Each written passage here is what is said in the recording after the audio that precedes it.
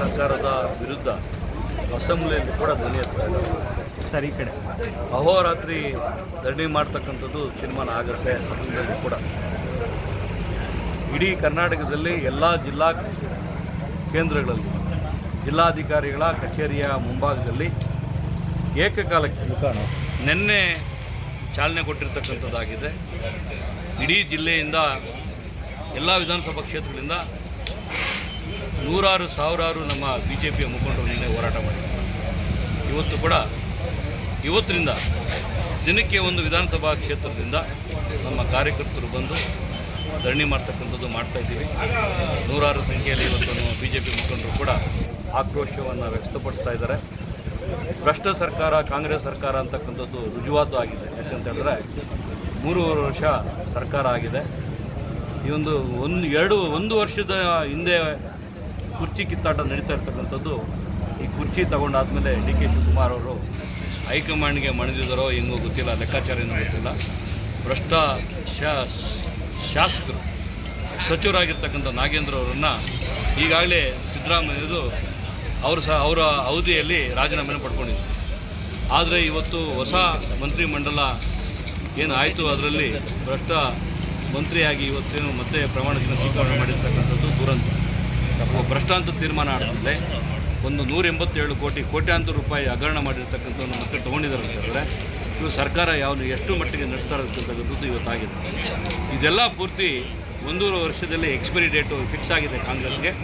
ಮುಂಬರುವ ದಿನಗಳಲ್ಲಿ ಕಾಂಗ್ರೆಸ್ಗೆ ಮುಖಕ್ಕೆ ಜನ ಮಸಿ ಬೆಳೀತಾರೆ. 5 ಗ್ಯಾರಂಟಿ ಕೊಟ್ಟು 5 ಗ್ಯಾರಂಟಿ ಕೂಡ ಹುಸಿಯಾಗಿದೆ. ಇವತ್ತು ಗೆದ್ದಿಡಿತಾ ಇದೆ. ಗ್ಯಾರಂಟಿ ಗಾದೆ ಮುಗಿದಿದೆ. ಮುಂಬರುವ ದಿನಗಳಲ್ಲಿ 1.5 ವರ್ಷದಲ್ಲಿ ಇವರು ಮತ್ತಷ್ಟು ಮಾಡುವ ಅನಾಚಾರಗಳನ್ನು ಪಾಪದ ತುಂಬುತ್ತೆ. ಈ ಕಾಂಗ್ರೆಸ್ನ ತೆಗಿತಕ್ಕಂಥದ್ದು ಎಲ್ಲೂ ನಿರ್ಧಾರ ಮಾಡಿದ್ದಾರೆ. ಅವರ ಪಾಪಕುಂಡ ತುಂಬಿರೋದು ಸ್ವಲ್ಪ ಆದರೂ ಕಮ್ಮಿ ಆಗಬೇಕಂತ ಹೇಳಿದ್ರೆ ಈ ನಾಗೇಂದ್ರನ್ನ ಇಮಿಡಿಯೇಟಾಗಿ ಕೈ ಬಿಡಬೇಕು. ಒಳ್ಳೆ ಸಚಿವರನ್ನು, ಒಳ್ಳೆ ಕೆಲಸ ಮಾಡ್ತಕ್ಕಂಥವ್ರನ್ನ ತಗೋಬೇಕು. ಇಡೀ 2 ಜಿಲ್ಲೆಗಳಲ್ಲಿ ಚಿಕ್ಕಬಳ್ಳಾಪುರ ಮತ್ತು ಕೋಲಾರ ಜಿಲ್ಲೆಗೆ ಅನ್ಯಾಯ ಮಾಡಿರ್ತಕ್ಕಂಥ ಈ ಕಾಂಗ್ರೆಸ್ ಇಲ್ಲಿರ್ತಕ್ಕಂಥ ಸಚಿವರನ್ನ ಕೂಡ ತೆಗೆದಿದ್ದಾರೆ. ಹೊಸಬ್ರನ್ನ ಇರ್ತಕ್ಕಂಥ ಇಷ್ಟೊಂದು MLAಗಳಿದ್ದಾರೆ, ಒಬ್ಬರ ಸಚಿವಗಿರಿ ಕೊಟ್ಟಿಲ್ಲ. ಏನೋ ಕೋಲಾರ ಮತ್ತು ಚಿಕ್ಕಬಳ್ಳಾಪುರ 2ಕ್ಕೂ ಸಚಿವಗಿರಿ ಕೊಟ್ಟಿಲ್ಲ. ಈ ಕಾಂಗ್ರೆಸ್ನ ಧೋರಣೆಗೆ ದೊಡ್ಡ ಮಟ್ಟಕ್ಕೆ ನಮ್ಮ ವಿರೋಧ ಇದೆ. ಮುಂಬರುವ ದಿನಗಳಲ್ಲಿ ತಕ್ಕ ಪಾಠ ಕಲಿಸ್ತಕ್ಕಂಥದ್ದಾಗುತ್ತೆ. ಸಚಿವರನ್ನ ತೆಗೆಯೋವರೆಗೂ ನಾವು ಧರಣಿನ ಮುಂದುವರಿಸ್ತೀವಿ. ಕೇಂದ್ರ ಅವ್ರನ್ನ ಸಚಿವರು ಮಾಡಿರೋದು ಮುಂದಿನ ನಿಮ್ಮ ಚುನಾವಣೆಯಲ್ಲಿ ನೀವು ಗೆಲ್ಲಕ್ಕೆ ಒಂದು ಒಳ್ಳೆಯ ಅವಕಾಶ ಇದೆ. ಪಾಪದ ಕೂಡ ತುಂಬ್ತಾ ಇದೆ ಕಾಂಗ್ರೆಸ್. ಜನರೇ ತೀರ್ಮಾನ ಮಾಡ್ತಾರೆ. ಲಾಸ್ಟ್ ಟೈಮು ಹೆಣ್ಮಕ್ಳಿಗೆ 50% ಇರ್ತಕ್ಕಂಥ ಹೆಣ್ಮಕ್ಳಿಗೆ ಒಬ್ಬ ಸಚಿವ ಸ್ಥಾನ ಕೂಡ ಕೊಟ್ಟಿಲ್ಲ, ಸಚಿವರನ್ನಾಗಿ ಮಾಡಿಲ್ಲ ಇವತ್ತು ಈ ಸರ್ಕಾರದಲ್ಲಿ. ಆದರೆ 50% ಹೆಣ್ಮಕ್ಳಿಗೆ ಬಸ್ ಫ್ರೀ ಅಂತ ಹೇಳಿದ್ರು, 2,000 ರೂಪಾಯಿ ಕೊಡ್ತೀವಿ ಅಂತ ಹೇಳಿದ್ರು. ಎಲ್ಲ ದೋಖ ಆಗಿದೆ. ಇವತ್ತು ಅವರು ತೀರ್ಮಾನ ಮಾಡ್ತಾರೆ. ಹೆಣ್ಮಕ್ಳು ಕೂಡ ಸಂಪೂರ್ಣವಾಗಿ 100% 50% ಇರ್ತಕ್ಕಂಥ ಹೆಣ್ಮಕ್ಳು ಕೂಡ ಸಂಪೂರ್ಣವಾಗಿ BJP ಪರ ಈ ಸರಿ ನಿಲ್ತಾರಕ್ಕಂಥ ನಂಬಿಕೆ ಇದೆ. ಯಾಕಂದರೆ ಅವರು ಪಾಪ ಕೂಡ ತುಂಬ್ತಾ ಇದೆ ಕಾಂಗ್ರೆಸ್. ಸರ್, ನೀವು ಮಾಡ್ತಿರ್ತಕ್ಕಂಥ ಹೋರಾಟದಿಂದ ಕಾಂಗ್ರೆಸ್ಗೆ ಒಳ್ಳೇದಾಗುತ್ತೆ? ಕಾಂಗ್ರೆಸ್ಗೆ ಕೆಟ್ಟದಾಗುತ್ತೆ, BJPಯವರಿಗೆ ಒಳ್ಳೆಯದಾಗುತ್ತೆ. ಸರ್, ಪಂಚ ಗ್ಯಾರಂಟಿಗಳು ವಿಫಲ ಆಗಿದೆಯಾ, ಸಫಲ ಆಗಿದೆ ಸರ್? 100% ಫೇಲ್ ಆಗಿದೆ. ಪಂಚ ಗ್ಯಾರಂಟಿಗಳು ಇವತ್ತು ಗೆದ್ದಿಡಿತಾ ಇದೆ. ಯಾಕಂದರೆ ಯಾವ ಗ್ಯಾರಂಟಿ ಕೂಡ ಏನು ಶುರುವಲ್ಲಿ ಬಂದಿರತಕ್ಕಂಥ ಹುಮ್ಮಸ್ಸಿರ್ತಕ್ಕಂಥದ್ದು ಇವತ್ತು ಗ್ಯಾರಂಟಿಗಳ ಬಗ್ಗೆ ನಿಗಾ ಇಡ್ತಾ ಇಲ್ಲ. ಗ್ಯಾರಂಟಿಗಳು ಹುಸಿಯಾಗಿದೆ. ಈ ಗ್ಯಾರಂಟಿಗಳಿಂದನೇ ಈ ಸರಿ ಅವರು ಸೋಲ್ತಾರೆ. ಸರ್, ಸಿದ್ದರಾಮಯ್ಯನವರ ಸರ್ಕಾರ ಇವ್ರನ್ನ ವಜಾ ಮಾಡಿತ್ತು, ಆದರೆ DK ಸರ್ಕಾರ ತನ್ನ ಭ್ರಷ್ಟ ಸರ್ಕಾರವನ್ನು ಮುಂದುವರಿಸಿದೆ ಅಂತಾರೆ ನಿಮ್ಮ ಮಾತು? ಇದು DK ಶಿವಕುಮಾರರ ಕೊಡುಗೆ ಇದ್ದಂಗೆ ಕಾಣಿಸ್ತಾ ಇಲ್ಲ. ಯಾಕಂತ ಹೇಳಿದ್ರೆ DK ಶಿವಕುಮಾರರು ಇವತ್ತು ಅವರು ಎಲ್ರಿಗೂ ಕೂಡ ಇವತ್ತು ರಾಮಾಯಣ ಮಹಾಭಾರತ ಮಾಡ್ತಾ ಇದ್ದಾರೆ. ಧರ್ಮರಾಯನ ಪಾತ್ರ ಎತ್ಕೋಬೇಕಂತ ನೋಡ್ತಾ ಇದ್ದಾರೆ. ಅವರು ಏನಿದ್ರು ಅವರ ನೇತೃತ್ವದಲ್ಲಿ ಆಗದಂಗೆ ಕಾಣಿಸ್ತಾ ಇಲ್ಲ. ಯಾಕಂತ ಹೇಳಿದ್ರೆ ನಮಗೂ ಎಲ್ಲೋ ಜನ ಮಾತಾಡ್ತಾ ಇದ್ದಾರೆ. ನಮ್ಮ ಕಾರ್ಯಕರ್ತರು ಕಾಂಗ್ರೆಸ್ನವರೇ ಮಾತಾಡ್ತಾ ಇದ್ದಾರೆ. ನಾಗೇಂದ್ರ ಅವರ ಕೂಸು ಹೈಕಮಾಂಡ್ದು ಅಂತ. ಯಾಕಂತ ಹೇಳಿದ್ರೆ ಅವರ ಹೈಕಮಾಂಡ್ ಪಾಲು ಕೂಡ 187 ಕೋಟಿಯಲ್ಲಿ ಹೈಕಮಾಂಡ್ ಪಾಲು ಕೂಡ ಹೋಗಿದೆ. ಹಾಗಾಗಿ ನಮ್ಮನ್ನೇನಾದರೂ ಮಂತ್ರಿಗಿರಿ ಕೊಟ್ಟಿಲ್ಲ ಅಂತ ಹೇಳಿದ್ರೆ ಅವರು ನೇರವಾಗಿ ಬೀದಿಗೆ ಬಂದು ರಂಪಾಟ ಮಾಡ್ತೀನಿ, ಕಾಂಗ್ರೆಸ್ನ ಮಾನ ಮರ್ಯಾದೆ ತೆಗಿತೀನಿ ಅಂತ ಹೇಳ್ತಕ್ಕಂಥದ್ದು ಮಾಡಿರೋದ್ರಿಂದ ಅವರು ಎದುರಿ ಮಂತ್ರಿಗಿರಿ ಕೊಟ್ಟಿದ್ದಾರೆ.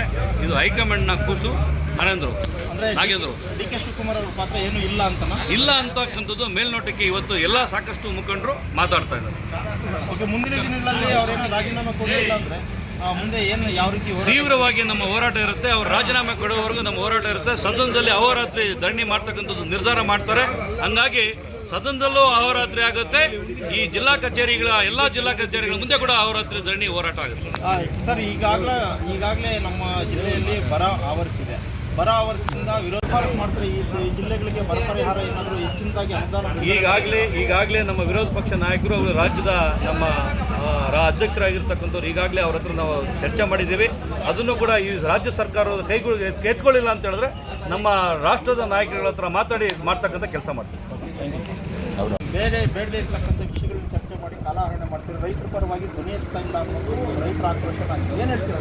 ಈಗಾಗಲೇ ಎಲ್ಲ ಕಡೆ ಮಳೆ ಬೀಳ್ತಾ ಇದೆ, ಆದರೆ ನಮ್ಮ ಕೋಲಾರ, ಚಿಕ್ಕಬಳ್ಳಾಪುರ ಈ ಜಿಲ್ಲೆಗಳಲ್ಲಿ ಮಳೆ ಇಲ್ಲ. ಬರಗಾಲ ಆಲ್ರೆಡಿ ಬಂದಾಗಿದೆ. ಇಲ್ಲಿರ್ತಕ್ಕಂಥ ಕೊಚ್ಚೆ ನೀರು ತುಂಬ್ತಾ ಇರ್ತಕ್ಕಂಥವ್ರು ಆ ನೀರು ಬರ್ತಾ ಇಲ್ಲ. ಈಗ ಅಂದರೆ ಅಂತರ್ಜಲ ಕೂಡ ಕುಸಿತಾ ಇದೆ. ಈ ಬರಗಾಲ ಕೋಲಾರ, ಚಿಕ್ಕಬಳ್ಳಾಪುರ ಬಂದಿದೆ. ಬರಗಾಲ ಬಂದಿರತಕ್ಕಂಥದ್ದು ಒಂದೇ ಅಲ್ಲ, ಈ ಮಂತ್ರಿಗಿರಿ ಕೊಡ್ತಕ್ಕಂಥದ್ರಲ್ಲೂ ಬರ ಬಂದಿದೆ. ಎಲ್ಲ ಒಟ್ಟಾರೆ ಬಂದು ಚಿಕ್ಕಬಳ್ಳಾಪುರ, ಕೋಲಾರ ಜಿಲ್ಲೆಗೆ ಬರ ಮುಂಚ್ಕೊಂಡಿದೆ. ದೊಡ್ಡ ಮಟ್ಟಕ್ಕೆ ನಮ್ಮ ವಿರೋಧ ಪಕ್ಷ ನಾಯಕರ ಹತ್ರ ನಾವು ಮಾತಾಡ್ತೀವಿ. ಚಿಕ್ಕಬಳ್ಳಾಪುರ ಮತ್ತು ಕೋಲಾರ ಒಂದು ಎರಡೂ ಜಿಲ್ಲೆಗಳ ಮಾತಾಡ್ತಕ್ಕಂಥ ಕೆಲಸ ಮಾಡ್ಬೇಕಂತ ಅವ್ರ ಹತ್ರ ನಾವು ಹೋಗಿ ವಿನಂತಿ ಮಾಡ್ತೀವಿ. ಅವ್ರು ಮಾತಾಡ್ತಕ್ಕಂಥದ್ದು ಆಗುತ್ತೆ. ಸರ್, ಕೇಂದ್ರದ